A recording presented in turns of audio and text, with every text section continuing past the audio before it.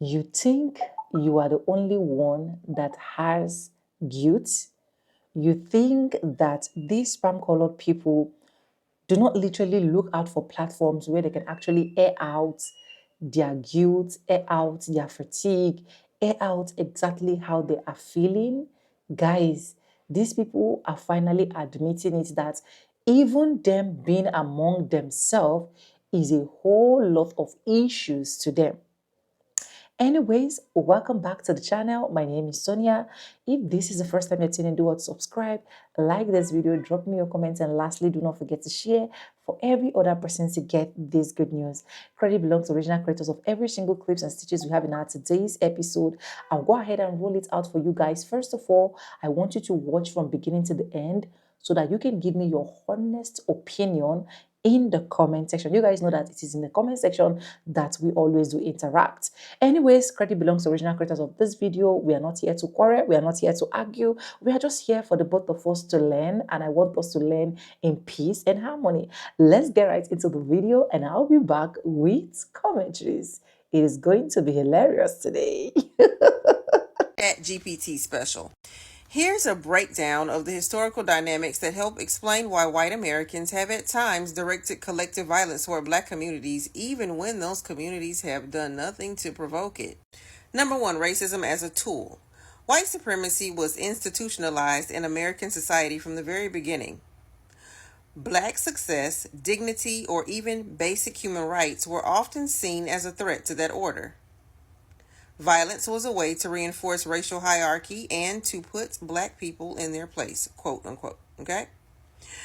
Especially when they were perceived to be, quote unquote, getting ahead.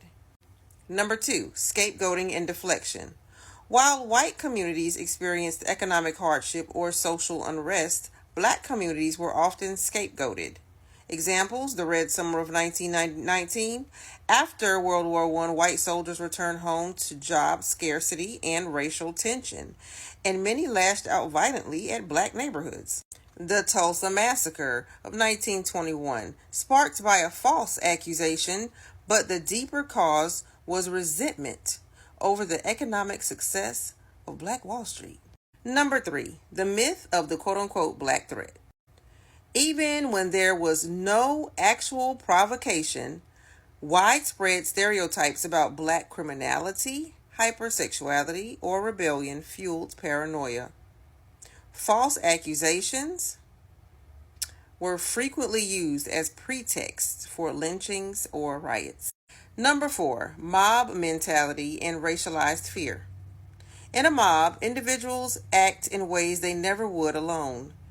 When a racist narrative already exists, even rumors or lies can incite a large-scale violence. White mobs were often fueled by collective fear stoked by politicians, media, and local leaders who benefited from maintaining division. Number five, envy of black prosperity.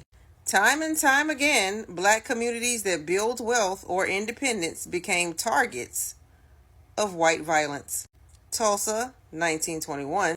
Rosewood, Florida, 1923. East St. Louis, 1917.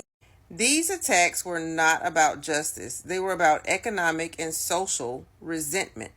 Number six, failure of law and justice systems. Law enforcement and legal institutions often colluded with or turned a blind eye to white violence. In many cases, police helped facilitate violence or refused to intervene. Courts rarely held white perpetrators accountable, reinforcing a climate of impunity. And number seven, cultural conditioning. Generations of white Americans are raised in systems that taught them black people were inferior, the advancement of black communities was a threat, and violence was an acceptable form of social control. Final thoughts. The historical pattern being referred to is not incidental. It reflects systemic and structural racism. White mobs and individuals often used violence not in response to black wrongdoing, but to black visibility, prosperity, dignity, and mob manufactured lies.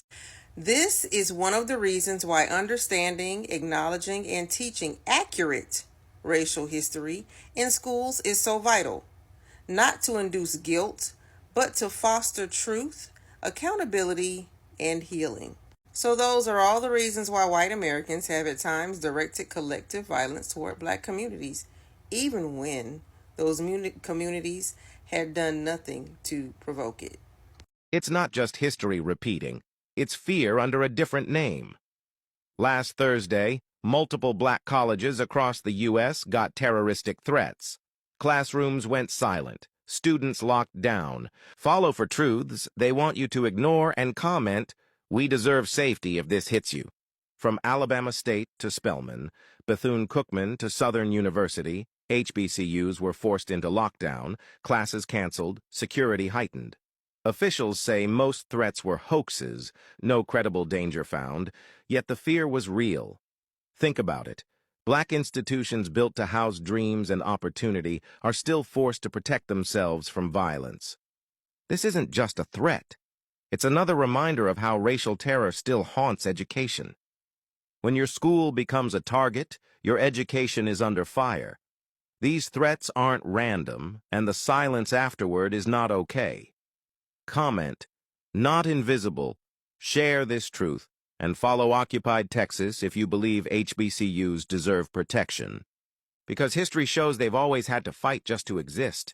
I get asked all the time, why do I care about HBCUs? Well, first off, HBCU stands for Historically Black College or University. Now, there have been 107 HBCUs, with the first being Cheney University, and it's a gorgeous campus in Pennsylvania, and it opened its doors in 1837. But if you ask their neighbors down the street, they're going to tell you they're the first degree-granting HBCU, and they opened the doors in 1854 as Ashman Institute, and in 1866 they changed their name to who you know today as Lincoln University. Now, I grew up around 4 of these schools. I grew up around Shorter College, Philander Smith College, Arkansas Baptist College, and University of Arkansas Pine Bluff, aka UAPB. Go Golden Lions. Now, technically, the first HBCU I've ever stepped foot on was UAPB in Pine Bluff, Arkansas, and that was in high school. But my first meaningful visit was to Wilberforce University back in May of 2023. And when I tell you stepping on that campus changed my life, I'm not kidding. You'll hear me say that I felt this connection and energy that I can't explain just standing on the campus. I had researched the history, and in my mind, it just sort of came alive to me. And then I go across the Central State, and it feels the same way. And in my experience in the white community, when you mention an HBCU, you may have to define what it is for them. They tend to look down on them as they are somehow inferior. In the last couple of years, I've spent a little bit of time arguing with these people about how wrong they are. Now, I could pontificate for hours about HBCU graduates that have gone on to change our world in extremely measurable and quantifiable ways. I mean, I could tell you about Dr. Gladys West, the woman who figured out the tidal and gravitational forces on the planet Earth and how it affected our shape, and then created the mathematical formula which led us to pinpoint accuracy of GPS. Or I could tell you about Dr. Valerie Thomas, a NASA scientist so brilliant who gave us 3D imaging. Not only that, she was the first one to interpret satellite data from the Landsat satellite, which we got back here because when we got it, it was just kind of gibberish to us. She had to teach all the eggheads at NASA about this stuff. I mean, should I even mention Jesse Russell, a Tennessee State University graduate who went to work at AT&T and whose brainchild was Digital Wireless Networks, which is the very network your phone's working on now. And he was head of that whole division that created the network.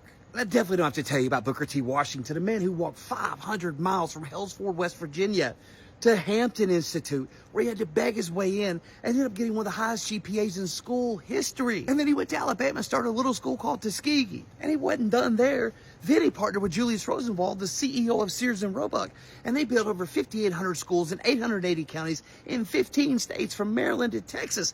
And they completely changed the education system of Southern students. But that's not why I love HBCUs. I mean, that sounds cool and all, but it's always been about the people. And the culture. Don't forget the culture. What makes the culture so amazing are the people. It's always the people. And something white America does not understand is the collective power of the HBCU culture and the people within it. Because I promise you, when Georgia fans and Florida fans run into each other at a bar somewhere, they're not going SEC. But if Albany State runs into a Fort Valley State grad, they're going to be, what's up, brother? Even though they are rivals. If a group of Deltas run into a group of AKAs, I promise you there's going to be sisterly love. I didn't see that with white sororities. or fraternities. And I understand why the culture is so strong, why it's so protected.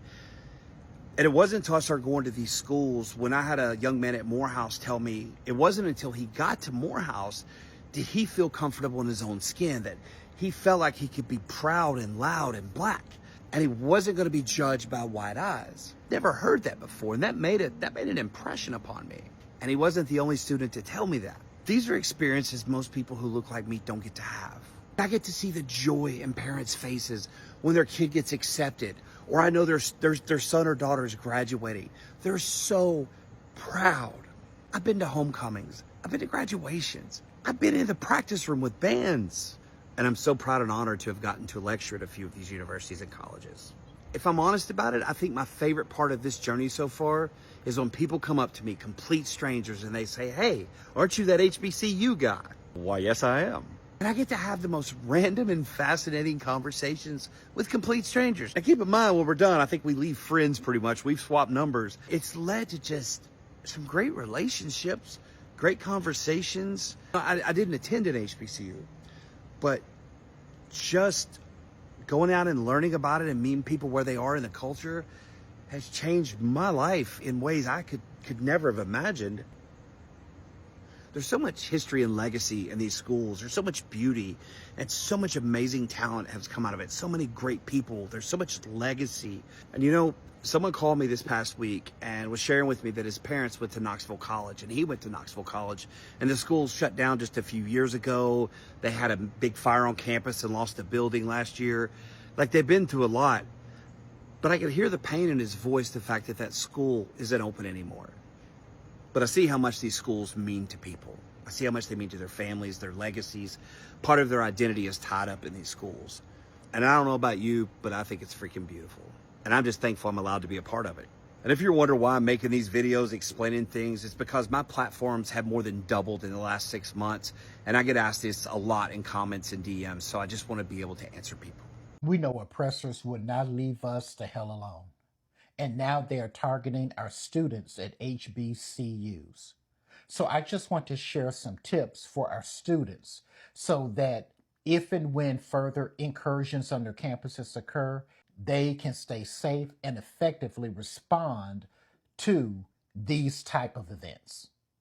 Number one, make sure that you keep your safety as your main priority. You are matriculating. You are there to get your education. Make sure the best that you can that you are safe. Number two, brush up on whatever reporting and safety protocols are available to you right now on your campus. Number three, interface with Black student associations. There is power in our collective numbers. When you talk to each other, that can be therapeutic, and also you can generate and exchange very useful ideas that way. If you see something unusual or out of place on your campus, hurry to report it. Next, use the buddy system, y'all, especially if you have classes at night. Try not to go anywhere on campus alone, but I understand that's not always possible. But talk to your crew and share your schedules and information. Again, this is to ensure all of your safety. If you should have an incursion on your campus, like what happened at TSU with those two idiots, don't engage with them.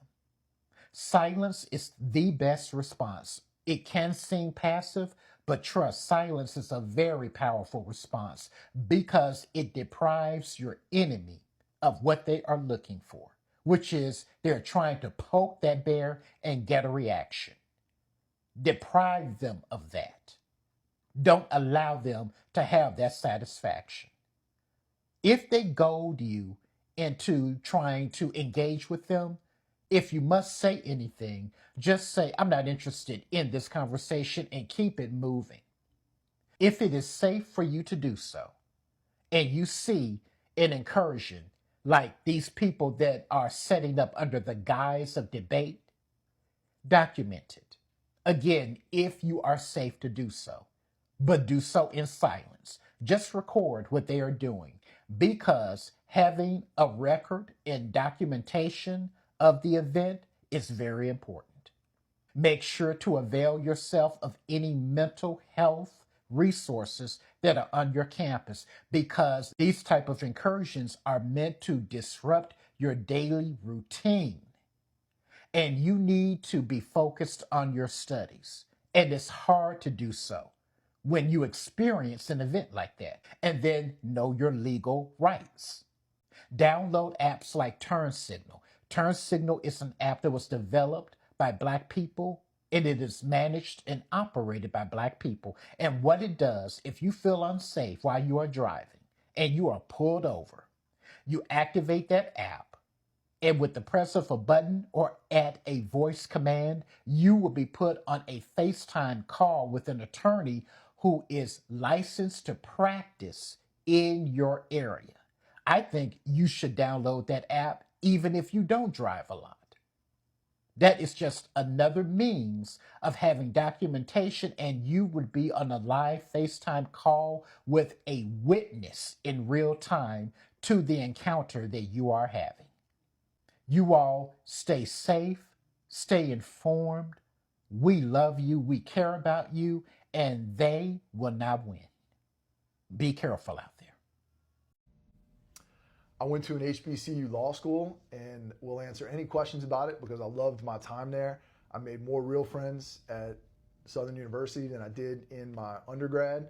I played weekly basketball. I danced in the talent show, lost a close race for student body president my last year. Was on the Journal of Race, Gender, and Poverty.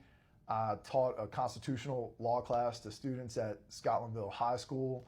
I donate money to the school. I've gone back and taught as an adjunct professor, and I just really am grateful for everything Southern University gave me and the ability to help a lot of people, to support my family, and to grow as a person in my 14-year career. So there's a lot of great trial lawyers and judges who all graduated from Southern University, and one reason why we even have a law school at an HBCU in Baton Rouge, it's the second law school in this city, is because in the 40s, they wouldn't allow a Black man to go to LSU Law School. And as a result, they began Southern University Law School in the 50s. Now, my mom is a hairdresser. I'm the first college graduate in my family.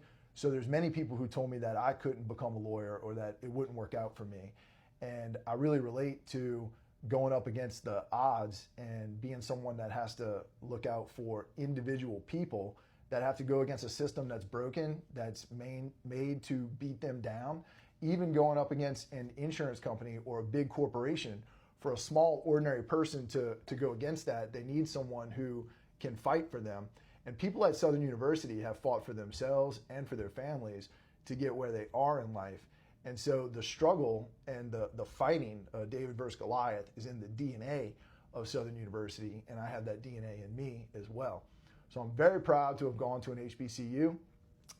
Coming out of Southern University, even with good grades, a lot of big firms will not hire you for a number of reasons, and y'all can all speculate on what those are. But when you don't get hired at a big firm and your bills are coming due, all your student loan debts, the only place you can go is the trenches. And that's the courthouse, and that's meeting with real people about real issues, and then going and arguing and fighting on their behalf. If you get the big job, kind of the curse of getting good grades and having a school that people want to hire more people from, you go to a big law firm and they put you in a corner where you're going to read books and highlight stuff for 5, 6, 7 years, never see a courtroom, never meet a real client. And when I have to go against those people, some of them maybe a little snobby or have some of their own thoughts about underestimating me because of what diploma is hanging on my wall. But I really welcome that because I'm battle tested. I've been in the trenches. I've only represented people, and I've been doing this for 14 years, and I come from a law school with some of the best trial lawyers in the state. This is how I know that some of y'all are mentally ill. When Homeboy got unalived over in Utah, several down south HBCUs were put on lockdown because of threats. These guys knew that. They did not have permission from the school to set up shop and have a debate. And here's a novel idea. How about we don't want to talk to y'all? How about we don't want to debate with y'all about anything? Whatever belief you have about whatever, stay over there. We don't care and we don't want to hear it. And you talking about maybe he should direct the funding. Okay, redirect it. See, what you don't know is that HBCUs have been underfunded for decades, honey. Black celebrities donate to HBCUs. So you talking about take back the funding, like that's gonna do what? You're not bothering us by saying that. And if you so concerned, call him up. You got him on speed dial, boo? Nobody wants to talk to y'all. Write them boys and tell them to stay off of campuses without permission. We don't care what y'all think. That's what y'all not getting. Go away. Please leave us alone. Jesus Christ. Anyways, welcome back, guys. Welcome back. And I hope you guys have actually enjoyed all of that. And we know that recently a lot of things that has actually been happening in HBCUs is when something actually happened on the white on white end, they are going to make sure they are putting out threats or they are putting out words that are actually not comfortable, that are actually not favorable to the HBCUs. And this has really stirred up a lot of reaction, a lot of emotion within the past few months, where a lot of HBCUs have been threatened. A lot of them are even shut down before reopening, and so on and so forth. But in all, we still give God the glory that a lot of people are still thriving, right? Different scary stories have actually been popping up east, west, north, and south.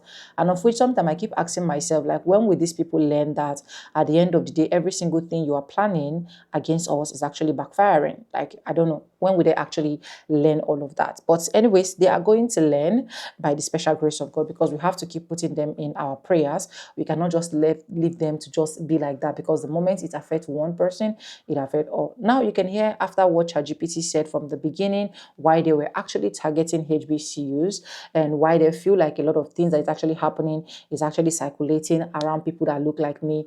I wonder when these people will learn, and I wonder when these people will actually see that most of the things they're actually trying to rob us, it is actually not on our end, but on their own end. Now, coming to the advice that is being given on how HBCU students can actually prevent, one of the things the man actually said that actually caught my attention is the fact that he said you should prioritize your safety, know why you're actually there. The main reason why you are in a university is because you actually want to learn, you are there to be educated. So just know that at every point of your life, that is what you should dedicate your life to, so that at the end of the day, you can finish without having any carryover, you can finish without having any being expelled from the school, and then you can graduate peacefully and go to any location of your choice.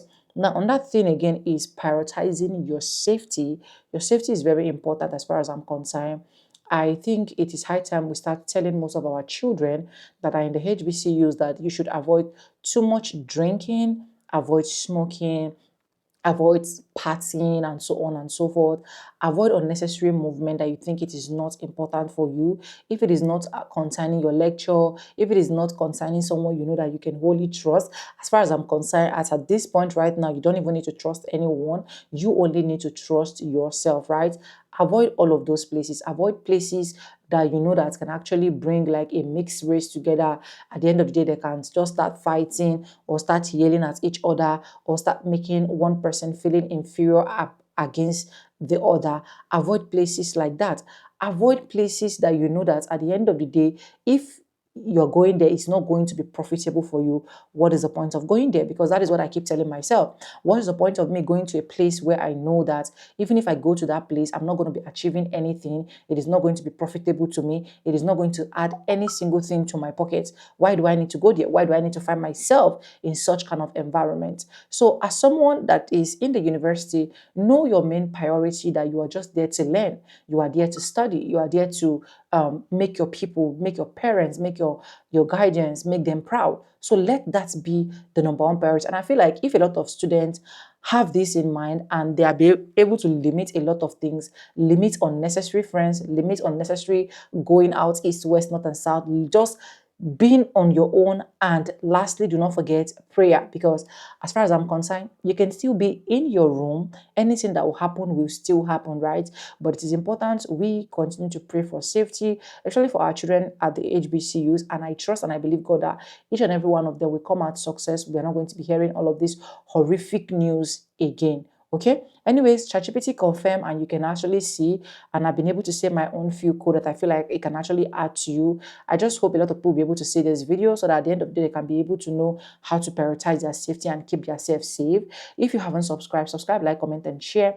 Let me know what you think about this video in the comment section. I really love to get your opinion, and credit belongs to original creators of every single clips and stitches we have in our today's episode. I always keep saying it, we stand a chance to be corrected. This is not a platform for Zobu, Zobu, Eyuba, Eyu. This is a platform for peace. We do not support fights. We do not support any form of violence. Just let me know what your thoughts are in the comment section, and let me know every single thing that ChatGPT said. Did he really said what is absolutely correct, or he didn't say that? I just want to get your opinion in the comment section. If you haven't subscribed, subscribe, like, comment, and share. And yes, with no further ado, I'm going to say bye, and I'll see you guys in my next one. Do not touch the dial. Come back for more videos, and trust me, you will not regret it. Bye for now. I love you guys. Mwah.